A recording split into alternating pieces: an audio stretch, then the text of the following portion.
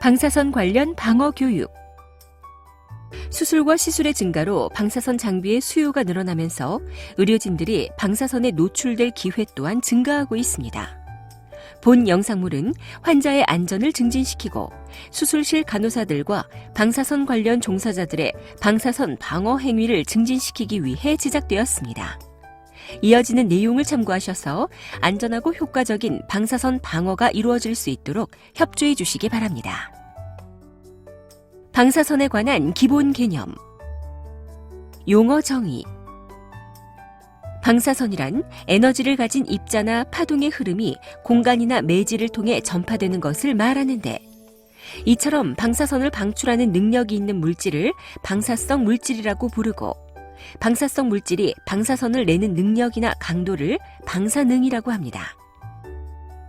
방사선의 종류. 알파선, 베타선, 중성자선 등의 고에너지 입자파나 X선, 감마선처럼 고에너지 전자기파는 다른 원자나 분자로부터 전자를 떼어내어 이온화시키는 현상, 다른 말로 전리를 일으킬 수 있기 때문에 전리방사선이라고 부릅니다. 이에 비해 가시광선이나 적외선, 마이크로파, 라디오파 등은 비교적 낮은 에너지를 가지고 있어 전리를 일으키지 않기 때문에 비전리 방사선이라고 부릅니다. 참고로 일반적으로 방사선이라고 할 때에는 전리 방사선만을 의미하는 경우가 많습니다. 방사선의 투과력. 방사선의 투과력은 종류에 따라 큰 차이가 있습니다. 예를 들어 알파선은 종이조차 투과하지 못하기 때문에 외부에서 피폭되어도 거의 문제를 일으키지 않습니다. 이에 비해 베타선은 종이는 투과할 수 있으나 알루미늄은 투과하지 못하는 정도의 투과력을 가지고 있기 때문에 에너지가 클 경우에는 피부 조직에 손상을 입힐 수 있습니다. 그래서 베타선의 경우에는 에너지에 따라 적당한 두께의 플라스틱을 사용하여 차폐해야 합니다. 한편 투과성이 강한 X선과 감마선은 납으로 차폐해야 하고, 원자력 발전소 등에서 나오는 중성자는 투과성이 가장 강하기 때문에 중수나 콘크리트로 차폐해야 합니다. 자연 방사선과 인공 방사선. 또한 방사선은 자연 방사선과 인공 방사선으로 구분할 수 있습니다.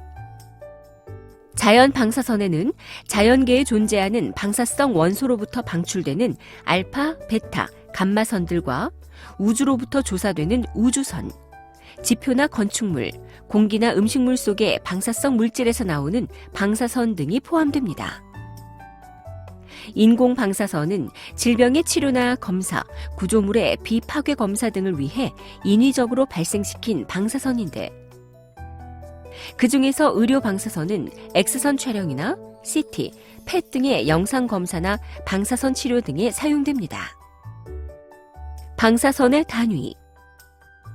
방사선이 가진 에너지가 물질에 얼마나 흡수되었는지를 나타내는 단위에는 질량당 흡수한 방사선 에너지를 나타내는 그레이가 있으며, 인체에 대한 방사선의 영향을 나타내는 단위에는 방사선의 생물학적 손상 정도를 보여주는 시버트가 있습니다. 참고로 일반인이 주위 환경으로부터 노출되는 자연 방사선은 1년에 2.4mSv 정도인데, 비행기를 타고 서울, 뉴욕을 한 번 왕복할 경우 0.1mSv 정도가 추가로 노출되고, 고산지대에 사는 사람은 1년에 1.5mSv 정도가 추가로 노출됩니다. 한편 의료용 인공 방사선에 대한 일반인의 허용 선량은 1년에 1mSv이고, 방사선 종사자의 허용 선량은 1년에 50mSv, 5년에 100mSv입니다. 참고로 개별 의료 행위에서 노출되는 방사선 양은 사지 엑스레이 촬영 0.001mSv, 골밀도 측정 0.01mSv, 단순 흉부 엑스레이 촬영 0.002에서 0.1mSv, 유방 촬영 0.7mSv, 척추 엑스레이 촬영 1.5mSv, CT 촬영 2에서 10mSv 정도입니다. 방사선이 인체에 미치는 영향. 방사선이 인체에 미치는 영향은 확정적 영향과 확률적 영향으로 나눌 수 있습니다. 확정적 영향은 어떤 문턱값 선량 이상을 맞으면 반드시 일어나는 장애의 영향을 말하는데, 악성이 아닌 피부 손상, 조혈기 장애, 백내장, 탈모, 불임 등을 예로 들 수 있습니다. 방사선에 의한 세포 손상, 직접작용과 간접작용.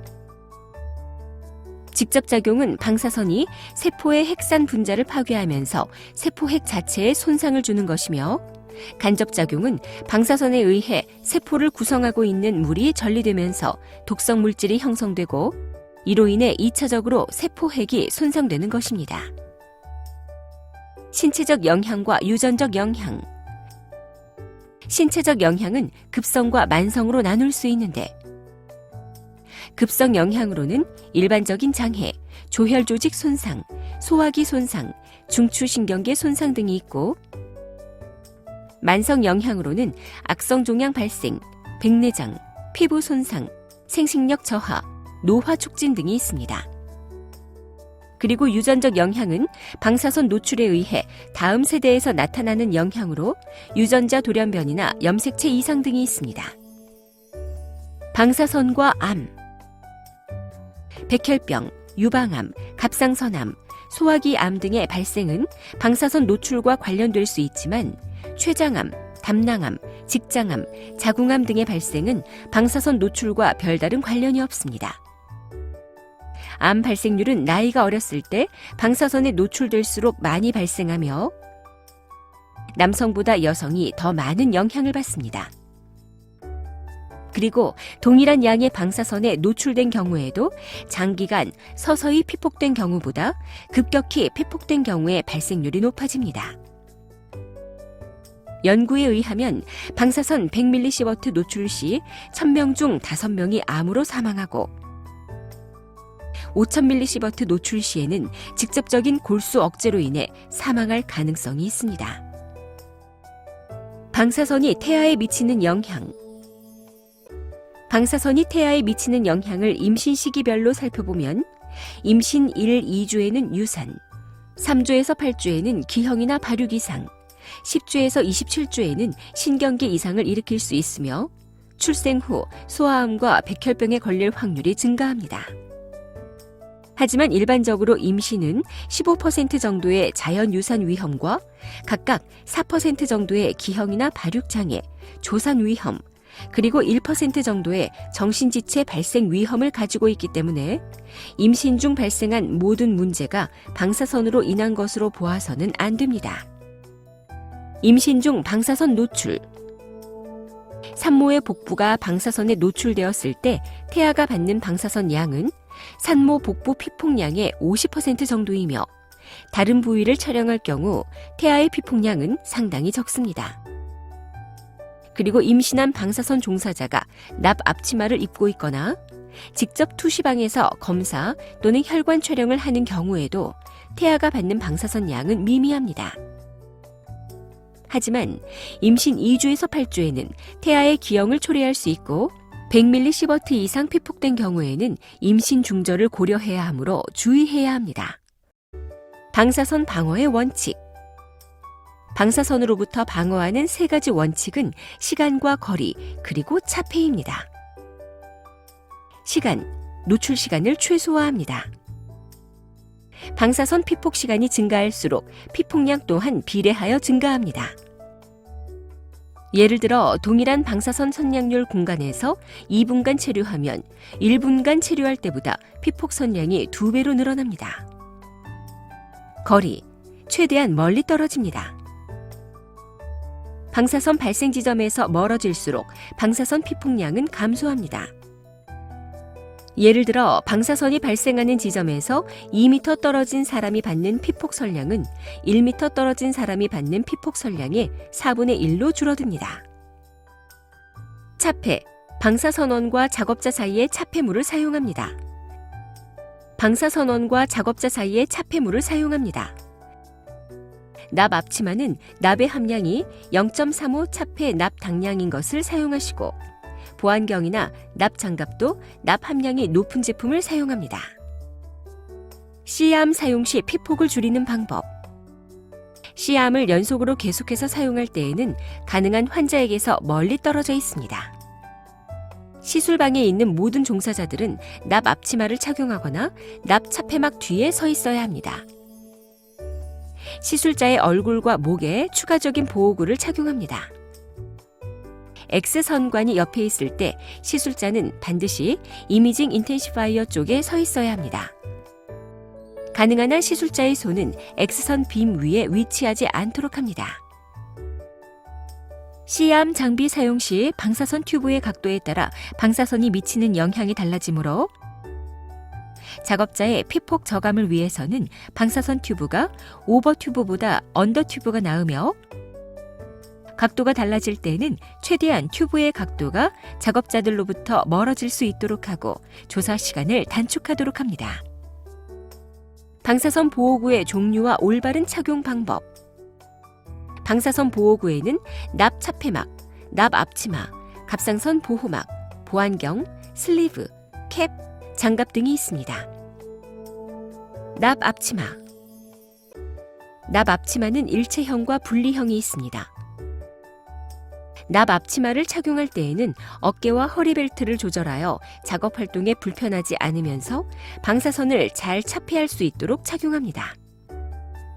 참고로 납 앞치마를 착용한 채 의자에 앉으면 균열이 발생할 수 있으므로 장비를 손상시킬 수 있는 이러한 동작은 피해야 합니다. 갑상선 보호막. 착용에 앞서 청결 상태와 목 부분 고정 벨크로의 상태를 확인하고 착용합니다. 착용 후 땀이나 이물이 묻은 경우에는 보호 덮개를 제거하고 건조시켜 새 보호 덮개를 씌워둡니다. 장갑. 본인의 사이즈에 맞는 장갑을 착용하시되 구멍이나 찢어진 부분이 있는지 확인 후 착용합니다. 보안경. 시야를 방해할 수 있는 흠집이나 파손, 안경테에 변형이 있는지 살펴본 후 착용하시고 사용 후에는 렌즈를 잘 닦은 다음 흠집이나 파손이 발생하지 않도록 보관통에 보관합니다. 방사선 보호구의 보관 및 관리 방법. 보호 장비는 조심스럽게 사용하시고 보호 효과를 감소시킬 수 있는 손상을 파악하고 예방하기 위해 주기적으로 검사해야 합니다. 납 앞치마와 갑상선 보호막을 보관할 때에는 평평하게 수직으로 높이 걸어두어야 하고 접어서 보관하면 안 됩니다. 보호 장구가 더러워지거나 이물질이 묻은 경우에는 즉시 제거하시고 항상 청결한 상태를 유지하십시오. 납 제품들은 습기에 약하여 크랙이 잘 발생하므로 반드시 사용 후 건조시키도록 합니다. 납 앞치마는 1년 번호를 부여하여 관리하는데 매일 유관적인 상태를 확인하고 거리대에 걸어 수량을 확인합니다. 방사선 보호구는 매월 넷째 토요일 1회 전체적으로 알코올로 닦고 건조시킵니다. 납으로 된 보호 장비는 영상의학과 직원 또는 영상의학과 안전 전문가에 의해 정해진 주기에 맞추어 유관 검사와 투시 검사를 시행하고 그 결과에 따라 사용 또는 폐기를 결정합니다. 방사선 모니터링 장치. 방사선을 다루는 직원들은 방사선 모니터링 장치를 꾸준히 착용해야 합니다. 단일 모니터링 장치를 사용할 경우에는 매번 동일한 부위에 착용하십시오. 2개의 모니터링 장치를 착용하는 경우에는 머리와 목의 노출을 측정하기 위해 납 앞치마 바깥에 목 부위에 하나를 착용하시고 전신과 생식선 노출을 측정하기 위해 앞치마 안쪽에 하나를 착용합니다. 개인 피폭 선량계는 각자 영상의학팀 담당자에게 신청하여 개별 관리하십시오. 개인 피폭 선량계를 분실하시면 개별적으로 금액을 부담해야 합니다. 지금까지 방사선 관련의 방어 교육에 대해 설명드렸습니다. 감사합니다.